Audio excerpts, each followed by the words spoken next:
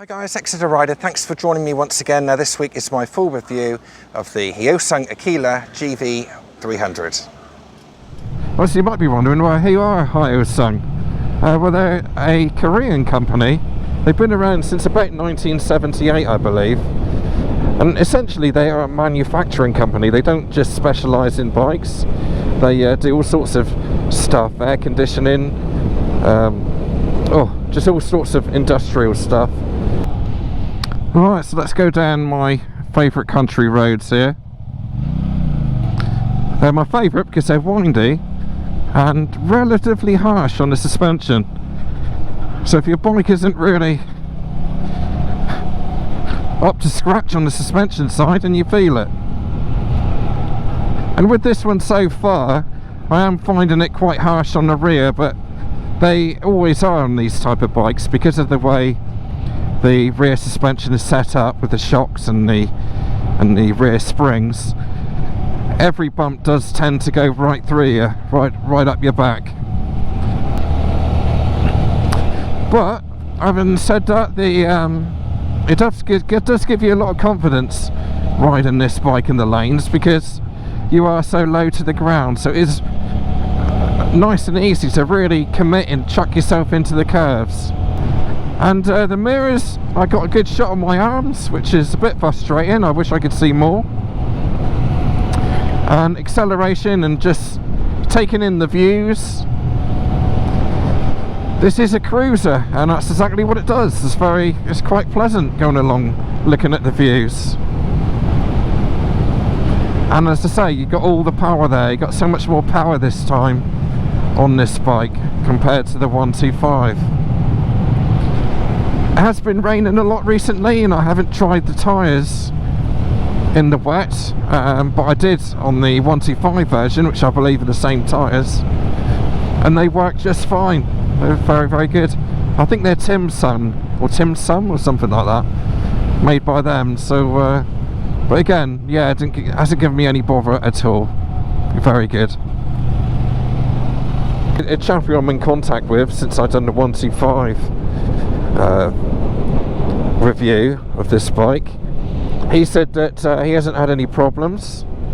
He loves this bike, he really enjoys it, and although he had a problem in the beginning, just a starter issue I do believe, but the people come down and sorted that out and it was all fine the next day. But yeah, he loves this bike, so I'm hoping to get together with him, but it is, you know, just a matter of what the weather's going to be like for the next few days really.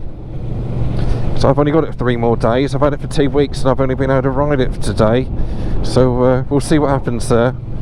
Being a 300, you're in a good tax bracket because that's only £45 a year on a bike like this, so that's an added bonus. Cheap to run.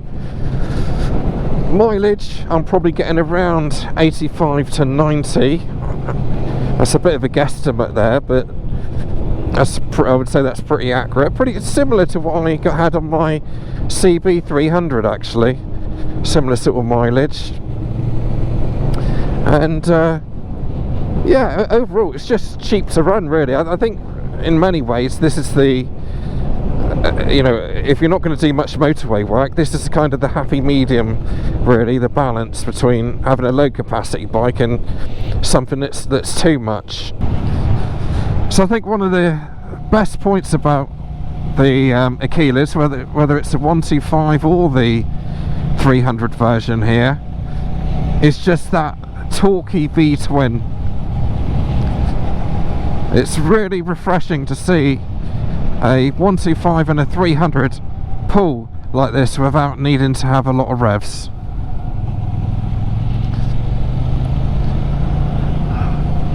And I do find myself, you know, after riding the Sportster S, just chucking it in a high gear all the time and just opening it up, because it really gives you that Harley Sportster S pop, the throaty sound. Shame you can't hear it on there really. I guess the exhaust is the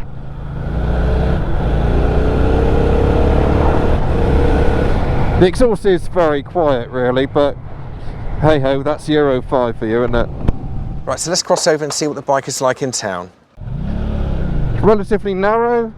The wing mirrors are the same height as any, or most car mirrors, but you'll skip the van and the lorries, of course. Road presence is not very high. I'm not very well seen, particularly because I am low to the ground. Don't forget that the seat height is only 710mm on this bike. So it's not particularly high there. But that being said, it is very light, of course. There is no top heaviness to this bike at all. If anything, it's kind of too light actually, because it doesn't give you a lot to bounce off of. But yeah, it's got enough power to shove you along. Thanks, mate. Nice of him to move out the way. It's got enough power to quickly nip in and out where you need to, and make instinctive decisions. Just slightly overtaken there.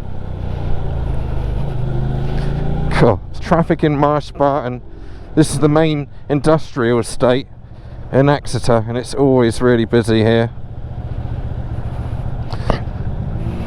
But yeah, the GV300 is brilliant for nipping in and out the traffic. Very good. And the brakes are good as well. It's just basically an easy bike to filter with. I guess you could say it might be a little bit over twitchy in some ways, and certainly on the fueling. That's one of the issues I do have with this bike. I'm going to go around the outside here instinctively. He's seen me. Yeah, it can be a little bit twitchy at lower speed, certainly in first, when you just want to take it steady. It does tend to jump around a bit. Right then folks, so a quick test up to 60 here. I'm in second gear, 15 miles an hour, open her up. And there it is. And then up to 6th gear, and I'm doing 5,500 revs, and I'm doing 60 miles an hour. Right, so what's it like on the dual carriageway then, or the motorway? And naturally, I'm getting the full force of the wind. There is no deflection, so you know, I'm literally getting the whole lot of it here. I'm doing 72 miles per hour, and I'm at nearly 7,000 revs. That being said, it does seem to be handling it quite well in its stride. I mean, if I was on the 125 version now, I wouldn't even be here now. I would be at probably 65 max. But this is 70 miles an hour, and I've even got a bit more roll-on power as well. Back in the 6th gear, and well, I'm nearly done 80 then. So maybe after a while, maybe those vibrations will get better, but they are quite heavy vibrations.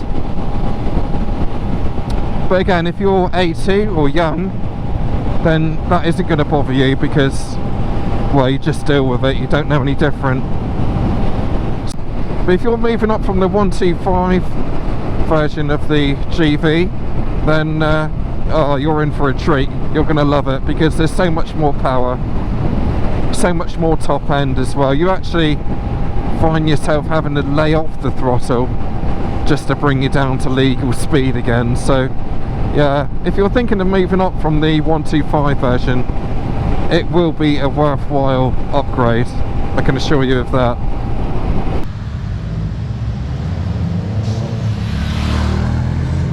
For the walk round, I have my list. It's a 296cc engine that produces 26 brake horsepower at 8,500 RPM and 23.5 Newton meters of torque at 7,000 RPM. I am 5'8". I've got a 30-inch inside leg measurement, and the bike fits me very, very easily. Yes, it's 172 kilograms, but honestly, it's one of the lightest bikes I've ever ridden. That's around the 300cc capacity. Now, pricing wise, this bike is still a little bit up in the air. As of October 2021, the bike is going to be around the £4,000 mark, or just over. So that normally means £4,099. Who knows? It's still ongoing at the moment. This is a brand new bike out. It hasn't actually fully hit the shops yet. So in time we'll find out. But how can you compare a bike like this in the 300cc range? There isn't really a lot around. We've got the adventure bikes such as the BMW 310 GS, which has been out for a long time now. We've also got the Honda CB300R, which is the bike which I owned. Again, it's totally different. It's more of a roadster. This here is a cruiser style motorcycle. It's in a league of its own, really, for the UK waters. I don't know of any other bike which is like this, really, unless it's a 125. So yeah, I mean, if it's your type of thing and the 300cc range is what you want, then I don't think you've got much other choice, really. One of the common complaints with this bike is the 12.5 litre tank. It's not something that's bothered me. I've got around 85 to 90 miles per gallon out of it whilst I've had it. And yeah, it's done me really well, actually. But I know a couple of the owners who have said that it is a bit of a small tank. Whilst we're on that, actually, we do still have this funny little gap in between the seat here. Again, you know, it just makes no sense to me why they got this gap here. The seat on the bike is very nice. It's a two-tone colour as well, with the stitching. That is a standard seat. And we also have a rear rack because it's the Bobber, which again is very nice, and you've got the logo there. Very strong. It's fixed straight to the actual frame of the bike, and it looks really, really good. Regarding the finish, again, as I said with the GV125, it's quite a good finish. However, it is a matte finish, and it only seems like they've just done a primer and then just one quick powder coat over the top of it. So although it looks good and it is good, it's acceptable, it is quite a thin layer of paint. So as with all these bikes, as I said in the GV125 video, you do need to look after a bike like this. If you're going to put it outside with no cover on all year round, with it getting rained on every day, then it is going to rust. And like any other bike, there's no difference with any other bike. So look after it, get the bike, put a cover over it, and you'll be absolutely fine. On the right bar, we have the kill switch, which is a slider, and just the basic start button. And on the left bar, we have hazards, a pass light on the other side, the high beam, low beam indicator, and a horn. Right, so let's turn the dash on there, get ready. So we've got all the idiot lights down here. It's nicely lit up, a big rev bar on the outside, a fuel gauge, which is a little bit hit and miss, if I'm honest with you. 1 minute it's showing 1 bar, next minute it's showing 3 or 4. A temperature gauge on the right hand side, an odometer, and a speedo there, which is very prominent. Would be nice to have a gear indicator, if I'm honest, I think, because sometimes when you're at the lights and you're kicking down, it's just nice to double check that you are in first gear. Some people have been concerned about the footrest being too far forward. I'm not finding it a problem. As I say, I'm 5'8", I've got a 30-inch inside leg measurement, and I find it absolutely fine. My legs are at a 90-degree angle. I would say sometimes they do feel a bit high up, if anything, and sometimes I wish they were out forward a little bit more, actually. But it is quite a comfortable position. If you're 6 foot and over, you would definitely need to try one of these bikes to see if it would fit you, because your legs might be too far up. You might find it a little bit cramped. For me, I don't have an issue with any of that, but what I do find is that there's a bit of a reach to the bars, and the clutch and the brake lever are not adjustable, which would have been nice to have an adjustable clutch. Okay, so thank you very much for watching the video. If you haven't subscribed yet, it'd be brilliant if you could.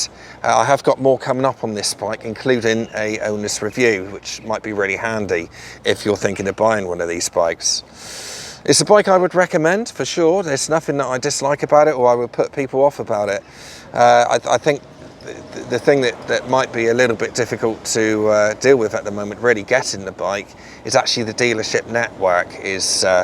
it's not massive, but don't forget most dealers will send bikes nationwide. So for example, a video which I got coming up with a owner, he bought his in Port Talbot, which is probably 150 miles away from them. But he loved the bike, and he still loves the bike now. So it's well worth getting one if this is your type of bike. So like the video, subscribe, and I'll see you next week, Monday at 4 p.m. Thank you ever so much, as ever, for watching this video.